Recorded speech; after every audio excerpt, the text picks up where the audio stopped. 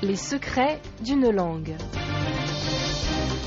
Un dédale, c'est un véritable dédale, expression pour parler au sens propre d'un labyrinthe duquel il est très difficile de trouver la sortie, et au sens figuré pour évoquer une situation très compliquée, qu'elle soit administrative ou juridique, en tout cas dans laquelle il est facile de s'égarer. Le mot nous vient tout droit de la mythologie grecque. Dédale était le nom d'un sculpteur et architecte de grand renom qui vivait à Athènes. La légende raconte qu'il savait sculpter des statues si saisissantes de vérité qu'il fallait ensuite les enchaîner pour les empêcher de s'enfuir.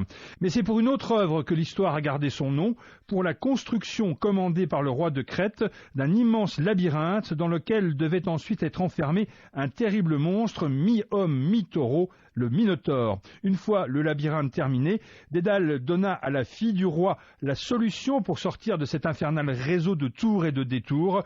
Cette jeune femme s'appelait Ariane et la solution devint donc le fil d'Ariane. C'était tout simple, il suffisait pour celui qui entrait dans ce dédale de dérouler une pelote de laine en même temps qu'il avançait et lorsqu'il voulait en sortir, reprendre le fil mais dans le sens inverse. C'est d'ailleurs cette manière que suivit le guerrier Thésée pour parvenir jusqu'au Minotaure, le surprendre durant son sommeil, le tuer et finalement retrouver la sortie.